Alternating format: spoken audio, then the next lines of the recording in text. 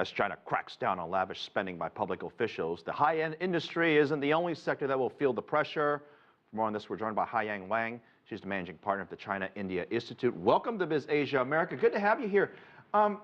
This is a fascinating topic. The world is watching. China is interested in it. Every country is interested in dealing with corruption. China has a unique way. This is not new, though. China's been talking about this for years. I've been talking about it for years. I'm sure you have as well. What makes this latest announcement, this latest discussion that they're going to do more? They're going to do more to crack down specific industries. How significant is this? I think that, as you said, corruption is not unique to China. Anti-corruption is a campaign that has been launched for decades.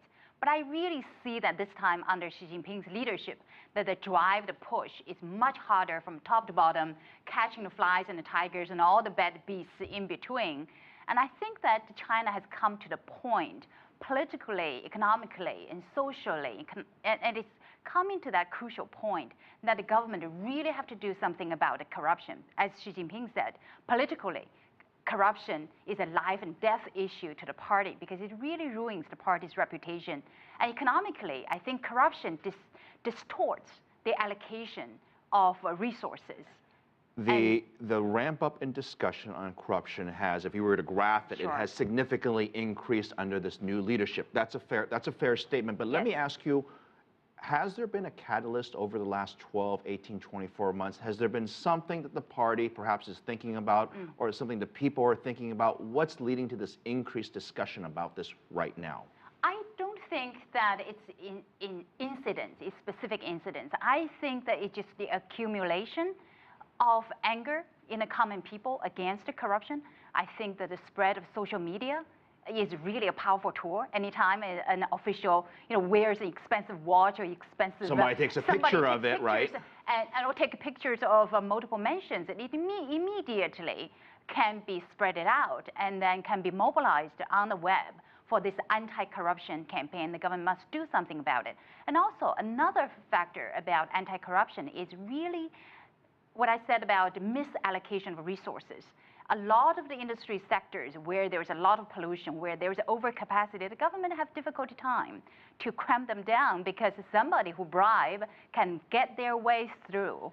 And I think that it is really a lot of these forces, social forces, political forces coming together. Can I ask a real simple, almost silly, naive question? How did we get here? How did we get to this level of corruption where it's become such an issue that the government has to step in to deal with?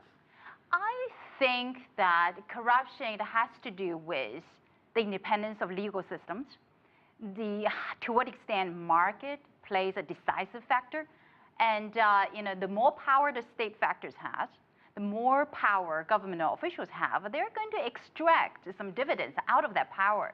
And I think that one of the core messages out of the third plenum is really let market play a decisive role. And if you really let the market play a decisive role, that to significant extent can help to go against corruption. So, okay, we've identified the problem very clearly. So let's talk about solutions. What's working, what's not working in the fight against corruption in China? I think that what could be working is this, the strengthening the rule of law, the having an integrated judiciary system that is pushes down to not let judiciary court to be under the local government rule. I think that really let the law play a decisive role, let the market play a decisive role. That is the route to correct. There are two groups who I really want to get your reaction to. Sure. One is the business community. What do they think about this? I think that some businesses will suffer.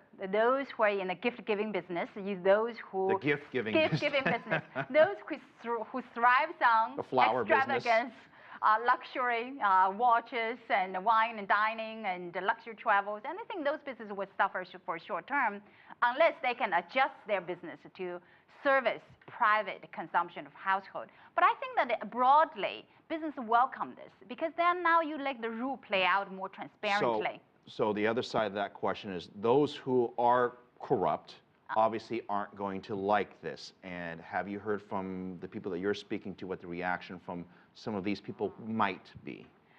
Well, I think that the market has reacted to some extent. For example, Guizhou Maotai's stock price has dropped down 30%, and some of the luxury products sales have dropped down significantly. Luxury brand sales have dropped down. But I think that as long as some of these national brands, international brands, if they can adjust their business to service private consumption, they will be fine. Overall, it's a very positive thing for all businesses because you don't have to worry about how are you going to get the deals down. If you have good quality, good price, and you understand customers' needs, you are going to be a winner. So I think that letting the rules to be on the table is better for everybody. Rules are always good. Thank you very much. Great to have you on Biz Asia America. My pleasure. Thank you. We're going to have you on back again for a longer discussion.